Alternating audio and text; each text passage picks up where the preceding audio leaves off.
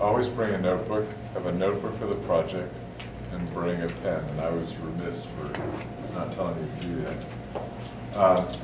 So what you ought to do when this pad comes around is take a few pieces of paper. And how many people need a writing instrument? I will go find some. 1, 2, 3, 4, 5, 6, 7. All right, I'll be right back.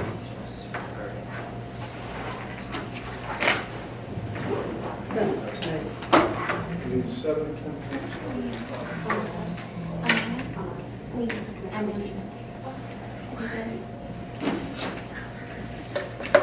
Okay, how many management students? 3, 4. And there's at least 2 more that are on MQP. Okay, nice. Michael, he's not yet. How many mechanical engineers are in the world? Oh, you're surprised, I mean, me, huh? So Professor Brown is my PhD advisor. You didn't know that? So I graduated last year.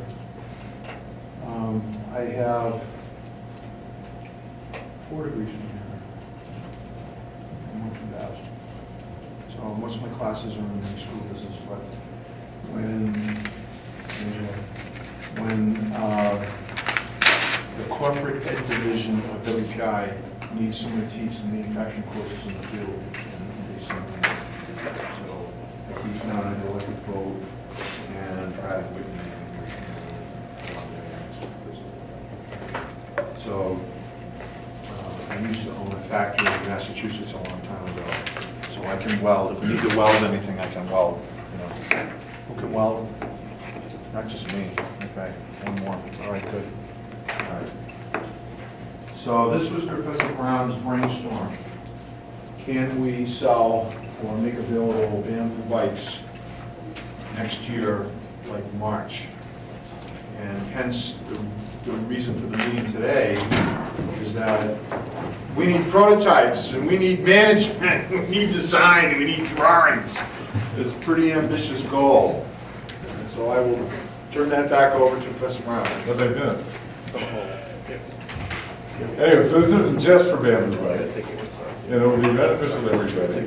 And so the general schedule is I'm going to take a lot of the first hour to talk about what my expectations are, and then there's some interesting things. For the first time, we're trying to integrate sort of management, and I think that's what you were just talking about, and some MEs to start mass production of bikes, and I'm pretty excited about it.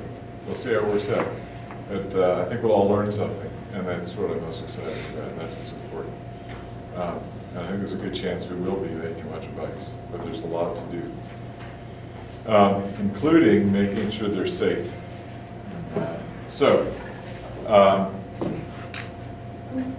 Let's see. All right, so I have this. I don't think anybody's got access to this yet. I haven't had time to do that, but as soon as you've registered, and as soon as I have time, probably later this week, I'll get everybody that's registered access to this. Is this on now? All right. I was making sure. I turned it on. Okay. And so in here, and this needs a little bit more organization, and please tell me when things are really looking bad. I have a number of things. Immediately, what's of interest, and I should have put this up near the top. You can see I have stuff for this year's groups up near the top. Well, the citation format is important. Most of the people are going to be looking at getting started on a design MQP. How many IQP people are there here? Anybody? All right. Because more and more the fundamentals of doing them are looking the same. But I'll chase after the people later then. And we have this nice video for CJ. All right. So today it's the introduction. And there's 2 parts to that. The expectations, and then an intro to axiomatic design. And then I'm hoping at 4 o'clock, some of this year's MQP groups show up and give us 10 things they wish they had paid more attention to, or 10 things they wish they'd known a year ago. And then we'll have, at 5 o'clock, we'll head over to my condo, and I have some maple sodas and popcorn and potato chips. And if you're 21, there's some beer. Well, the School of Business students are wondering how the axiomatic design possibly relates to them. And so I would say that all of the MQPs that I do have axiomatic design as a foundation of them. So if you're thinking that the axiomatic design is for the MEs only, that would not be accurate. So if you were going to go to sleep during the axiomatic design part, you're going to use it in your MQP, even if it's just a management. Do we need mics, or is this picking this up? This will pick you up fine. I left my mic at home, so. Okay. I don't know the logic of that. Well, you know, I can't. Would it pick us up fine if your mic wasn't at home? Well, this has a mic on it. Oh, okay. So we're good. That's good news. All right.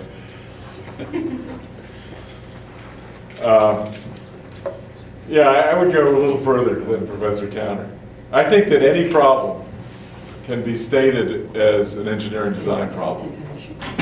Axiomatic design is far and away the best way to solve an engineering design problem. Therefore, axiomatic design is the best way to solve any problem. So I don't care what you're doing, even if you're writing poetry next year, you'd be better off knowing something about axiomatic design. So, and I hope we don't push you to sleep. There are days when I look at it over the classroom and I think, I missed my calling. I should have been in anesthesiology.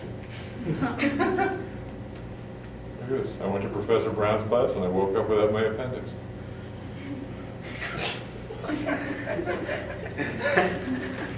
All right. So something about expectations. Just so we know what's going on. So first two things. Let's try to get everybody over the finish line next year. Or when you want to get over the finish line, right, if it's next year. All right, let's have fun doing it. And if, you know, after today or any time, actually, one of the objectives is to get you doing stuff over the summer. And if you decide this isn't the project for you, it won't be too late to switch. And so make sure you're doing something you want to do. Advising people to do projects they don't want to do is like trying to push Jell-O uphill. You know, with some effort it might work, but it's not fun and it's messy. So let's not do that. It's no fun for the Jell-O or the pusher. All right, so the schedule. All right, we're here today, and then by the end of May, you'll probably need a day or two to recuperate from the term, and then there's some videos, and I'd like you to pass a quiz, and that's just feedback for you and for me to make sure that you're understanding what's in the videos, and if you haven't, then you should have some idea what you need to go back and review so that you'll be good at this. Now these slides are all posted on the web, you'll have access to these too. So on June 30th, and this was in the emails for you too, although not as colorful. All right, so June 30th, we'd like to get the first draft of an outline for the proposal. Now, everything you write should have an outline first. And there's one of the places that tells you about that. You know, I'm going to go find some markers. Yeah, if you could please, Wally. Thanks. There should be some right out in the waiting room. And this is on here too. Anyway, outlines are important, and we'll see one of the principles in axiomatic design is decoupling and or independence. And so in the outline, we can see what the content is, and we can see what the order of presentation is going to be. So we see the content and the organization. And now that's separate from the writing style. So we can decompose the problem of writing out into content and organization and style in actually kind of 3 different pieces. 2 of them are in the outline. And it's so much easier to deal with it that way. The other thing is, in an outline, or is to keep it short, right? It is so much easier for me to correct a trajectory, right, while the project is still in the air or best yet before it's launched, than it is after it's landed to drag it around to where you want it to be, right?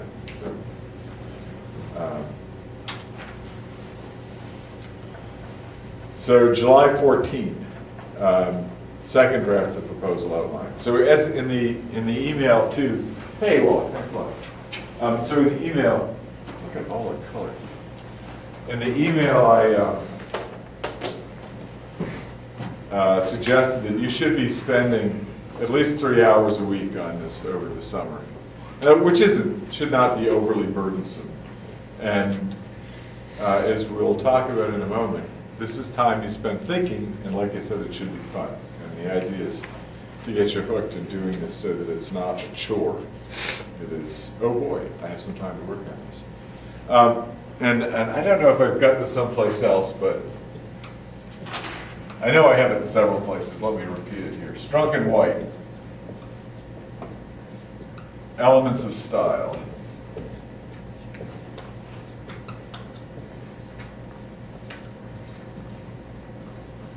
Buy this. You can order it on Amazon. I think it's less than $10. You get an electronic copy, you get a hard copy. I've worn out 3 or 4 copies since I was a graduate student. It's a simple, concise thing to writing well, and it tells you about words and how to use them and not use them, and how to write good sentences and how to write good paragraphs. And one of the things it says, outline everything before you write it. White was E.B. White, like Trumpeter Swan, Charlotte's Web, Stuart Little also wrote for the New Yorker, and Strunk was his professor in college. And he took his notes from his professor's class and wrote them up into one of the best-selling books outside of the Bible. So 31 July, all right, we want the first decomposition. Now you can do the stuff sooner. This is, and it probably would be a good idea. One of the things we need to do, and there's kind of 2 classes of bike or projects here. How many people are doing the bamboo bike? All right, so how many people are doing an MQP that is not bamboo bike? Okay, so there's two separate things. Those actually who are not doing the bamboo bike will have sort of an easier time of it. The bamboo bike is a large project and it's going to require some management. And we're going to need the management people to help us figure out the schedule on that. Right? But this is an approximate schedule. And one of the things we need to do is design the management for the project. And all good designs start with customer needs. So one of the things I haven't put on this that we need from you are what your needs are. All right, so we have some idea what the graduation requirements are, although some of you, by the way, will be doing, will need different things. Like if you need, for example, what's the tough one? Is the thermofluids design, I think is the. If you don't have that, you're not going to get it through a class, and you're planning on getting it like through the bamboo bike project, then we need to make sure we get a thermofluids component in there, which might be some sort of forming operation or using pressure forming or something. But we need to make sure we know about that before April of next year, because it's much harder to work it in April than it is in August. So let's make sure we know what your needs are for graduation, and let's make sure we know what your needs are for having a good time. And whatever other needs you want to put in there. Anyway, so the idea is to get busy on the decomposition and get different levels. And we'll talk about probably some things before the first thing. We've got to be looking for example, some of the design decomposition will already be in the drafts of the outlines. So by the time we get to September, and we're back here on campus, we want a good running start. The way not to do an MQP, and I don't want to preempt what some of the people may be presenting at 4 o'clock or so. So here's the way not to do it. Forget about it completely over the summer.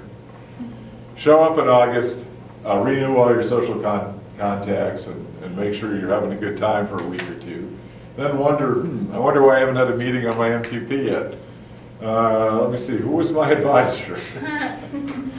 Then figure out who the advisor was, third or fourth week schedule a meeting, maybe have the beginning of a proposal done by the end of A term. Go, yeah, I got 3 more terms. What's to worry about? Well, B term goes by really fast because there's Thanksgiving and there's all these family obligations and winter break and all the, the holidays and what we do with that. And so nothing really happens between Thanksgiving and the end of the term. And well, we made some progress on the proposal. That's good. January, back on campus after a long break, we do social things, and let's see what's happening. Ooh, I got to get a job interviews, and then let me see how many frequent flyer miles I can get from interviews. And then, oh yeah, let's see, I needed this MQP to graduate. How's that coming? Oh, we need to make a prototype. Oh, geez.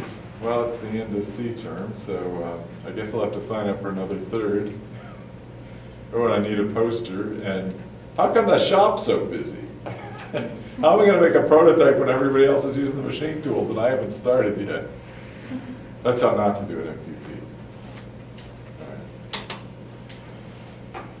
So, the proposal. So here's a little thing that goes in this. Now, the neat thing about the proposal is it's the introduction to your final write-up. So I try to make as much stuff as I can, do double duty. So that one thing that you need for sure at the end is a write-up. And it's got to look good. So these are the logical things that go in an introduction. And actually I got this outline, this basic outline from Dan Mote, who's the same person that recommended this. Dan was then the professor at UC Berkeley, and I did some work in his lab. Well, it's not where I got my degree. It's a beautiful place.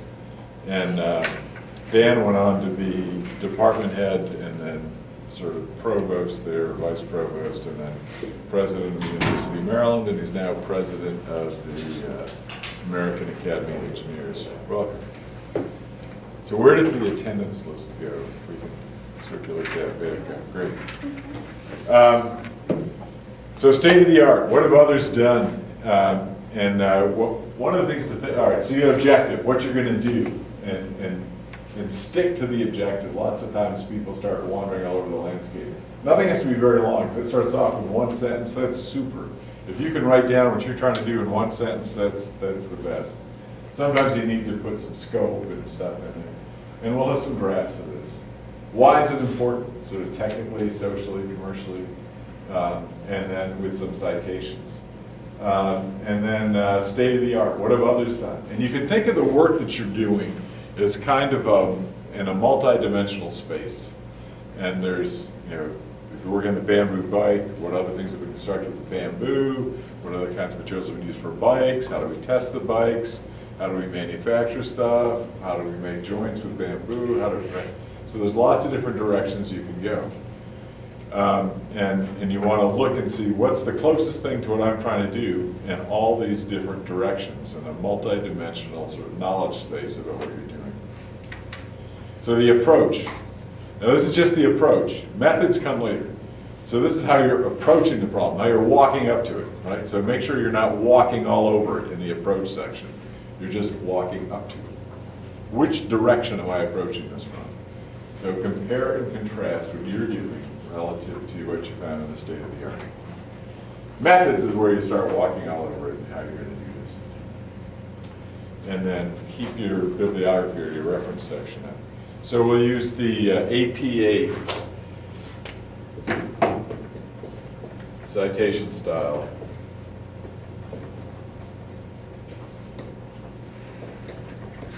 You'll see the Harvard style, which is the one that I liked before this, but a lot of the world is standardizing on this. And if you just Google that, there's a nice site that comes up from Cornell, and they've got everything you need to know. Let's see, so I might not have updated all of these things. Watch out for the dates. The dates in red were right. Okay, here's something important. So we'll need to schedule some meetings, and we'll need some through the summer. Let me just talk about meeting schedules. In addition to advising MQPs and teaching, I also try to do a bunch of research, and I need to present stuff. And I chair a national committee, and I represent the U.S. in international committees. And So this means I'm not always on campus. When we schedule a meeting, and meetings are kind of special, that means a bunch of people commit to be at the same place at the same time. Things come up. You know, you end up in the hospital, family emergency, right? There's things that come up, but let's not have, oh, I had to drive my roommate to pick up their car because it was at the garage. Seriously, call a taxi, make your meeting. It's hard to it's hard to reschedule these sometimes. Don't assume that, oh, I'll just meet you tomorrow. When are you free? It almost never works to ask me when I'm free because my schedule gets so full and so loaded. And I say, yeah, tomorrow we can meet if you're in Stockholm. But and I'll be back in 4 weeks. So lots of times you miss a meeting and then we'll miss a bunch. So let's do our best to keep the meetings, and it's a burden on you and me, but it's a good thing. And there's stuff that you can do so much faster face-to-face than by email. Email is kind of like a river flowing by most of the time, and so don't be afraid to email me several times. I don't have time. I get more email than I can even open in a day. My cell phone number, and you can text me, although the texts some days get out of control and I can't keep up with those either.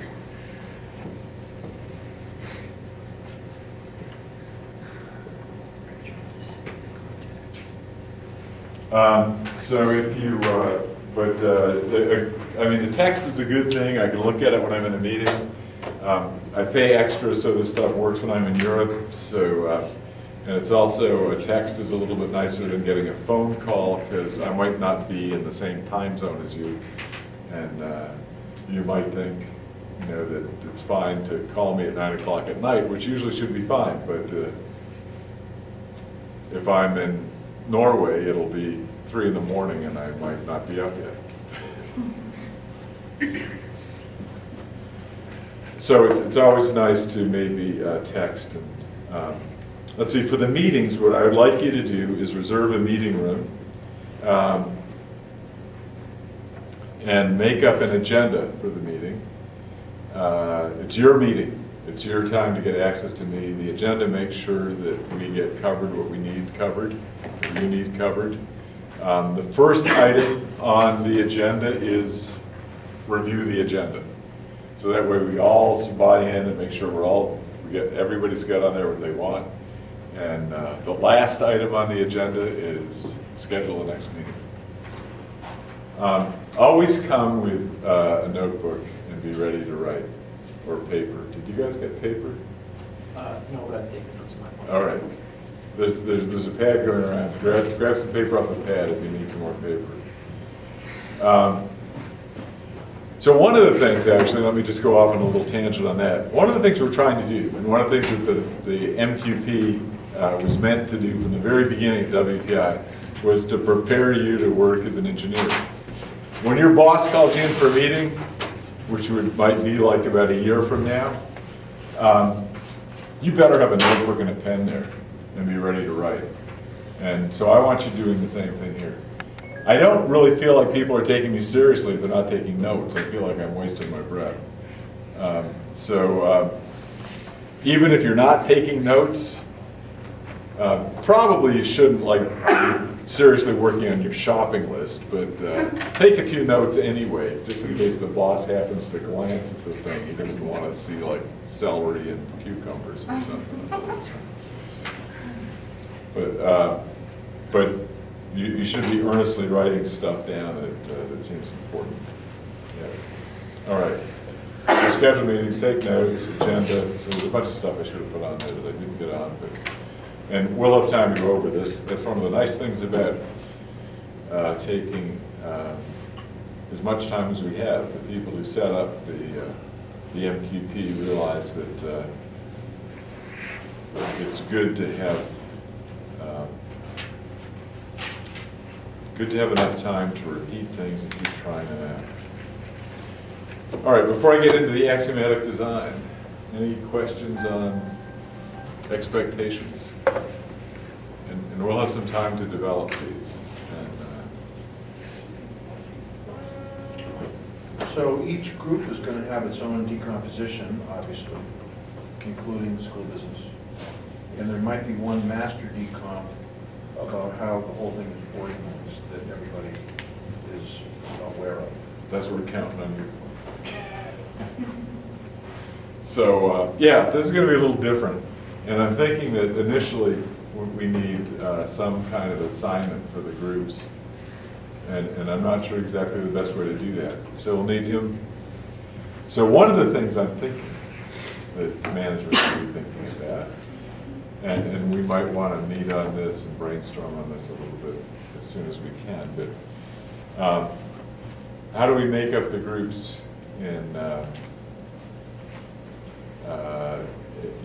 with the engineers? So we need like personnel, how are we going to do group assignments? We need to get everybody's preference. We need to make sure your needs are met. One of the things that I find works really well is everybody gets some feeling of buy-in into the decision. Your opinions get heard, they get considered. It is so much easier to get somebody to do work when they feel like they've been part of the decision. Even if the decision didn't come out the way they wanted, at least they know it was considered. And in some management situations, you can learn as much about what not to do as you can in other ones about what to do. And I have found lots of opportunity in the mechanical engineering department to learn about how not to manage. Academics are just bad managers. I don't know how they are in the management department. You need an MBA. You need. But I'll tell you, mechanical engineers aren't good managers. What? Well, I want to help a little bit with some thought process. The MEs, I think, are going to be pretty well dive into a technical problem, which is pretty straightforward. The School of Business students, the way that they're seeing this is they're setting up a factory, and the factory has a supply chain. The factory has quality things that need to be sorted out. The factory has the personnel that are going to complete the different tasks. They may or may not be the keeper of the schedule, right? So the MEs don't think that they're working for the School of Business MQP, right? Because that's not what it is.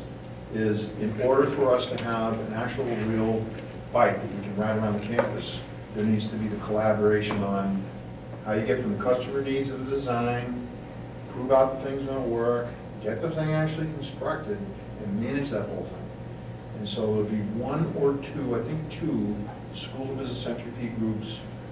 One of them may be focused more on the operations part of it, one is focused more on the supply chain part of it, and then they're gonna be contacting the MEs about, what can we expect from your part of the thing, so that we know, when we can go live, right?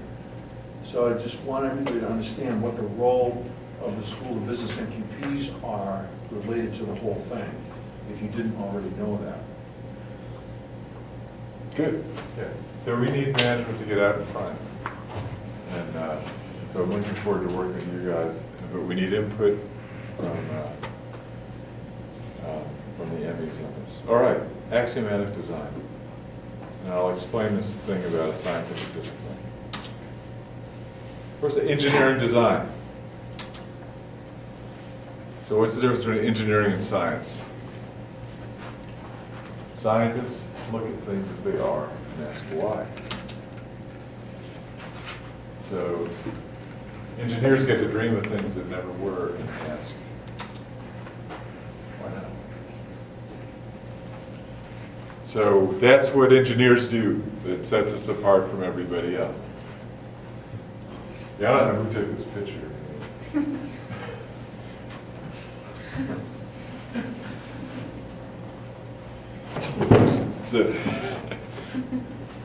So yeah, apparently there's a conspiracy to deceive the whole world about the moon launch. If you look at the right pictures, there's dogs in the background. So what is it? It's an opportunity to design something. This is really exciting. This is the fun part. Actually, I can't tell you how much fun it is to design. We don't actually, we're going to make the bike, we're going to do the tests, and that's part of the reason for doing this as a group and doing these projects is so that you get some hands-on stuff. But So as engineers, most of the time, we get to have fun doing the design. So why do we use AD, Axiomatic Design? Work smarter. Usually you have to choose, better, faster, cheaper, take any two. But if you're smarter, you can get all three. And that's, Axiomatic Design is a really smart way to do this. Getting stuff to market quickly. All right, so we're working, if we're going to be successful in all these projects, we've got objectives that we want to achieve, and we want to do it in a small amount of time. So where is time wasted in design? Non-productive iterations, which come about through things like not choosing the best option at the beginning. How can we choose the best design options early in the conceptual stage before we make a prototype and test it out? Non-productive iterations come from bad communication. Oh, I didn't understand what the intent was on this, and so when I had to make this decision when I was machining it down in the shop, I made the wrong decision. How do we record the design intent with the design? So that's a couple of things we're going to be looking at. The more complex something is, the bigger the chances are that something's going to go wrong.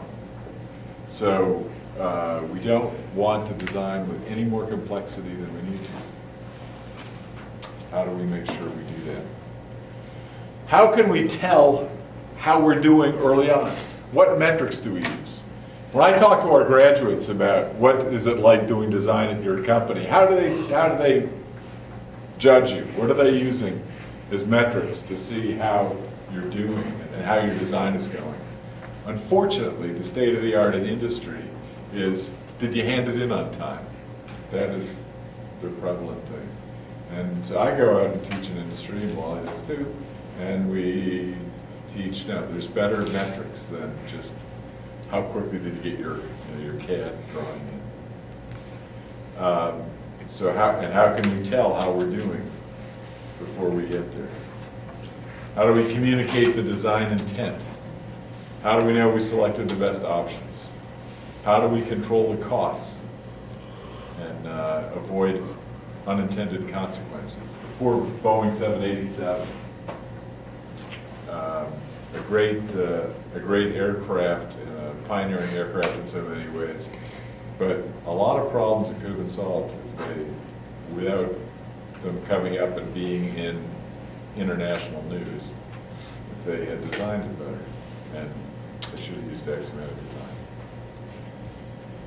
So here's the question. A lot of people will say that design is a science, an art, rather. A lot of people say it's a science too. I'm going to start off the other way. So how many here think engineering design is an art? All right, who wants to do that now that I've flubbed this whole thing? All right. So science, all right, a scientific discipline. Now there's lots of disciplines that use a scientific method, but a scientific discipline, a discipline really becomes a science when it has a few self-consistent laws that can be used to solve a wide variety of problems. So this is sort of Newton with mechanics. So he was able to, like, universal law of gravitation. The same law applies to apples falling on the earth as to the little lights moving around the sky at night. Not the ones that go like this all together, but the ones that wander around and end up in different places that always seem to be moving on an east-west axis. And those are the wanderers, or the Greek word, the ancient Greek word is planets for wanderers. Anyway. So being able to find a law that says the way certain lights move in the sky at night and the way apples fall, it's a pretty wide variety of problems to be able to solve over 300 years ago. Can we do that for design? We got laws for thermodynamics. The other disciplines followed with mechanics and Maxwell and electricity and magnetism and Navier-Stokes and fluids. So what do we have in design? And just this idea that design might be subject to this is, a lot of people find controversial. So art is cultural, subjective, experiential, emotional. And it's nice, I like art. But it's hard to judge. And when we go judge designs, for the most part now, we have to do, somebody with experience has to be able to do that. Can we, how far can we get from the experiential stuff? So if design is not a scientific discipline, right, it'll be difficult to measure progress. We're going to have to rely on subjective evaluations. It'll be difficult to teach. We'll be relying heavily on experience, and it will be difficult to predict outcomes.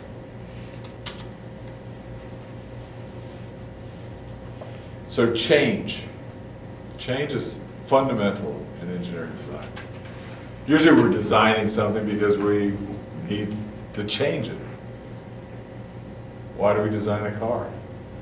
Because we didn't like riding horses everywhere. Wanted to change the way we got around. You get wet, you get saddle sores, you got to take care of the horse later. I mean, this is, let's find a different way to do this. Now, it's not like we got it exactly right, because there's a lot of problems with cars, but so there's still problems to solve. But change is fundamental. Designs change things. So we need to fulfill functions, do things differently. We need to adapt to change, create change. We need to be robust. The car needs to work when it's 20 below zero or 100 degrees above zero. We need to be able to change where we're going to go. We need to be able to change the temperature in the car, separate from what it is outside. So all of these things are fundamental in designing anything. So we get to dream of things you never were and ask why not. So conceive and planning, analyze.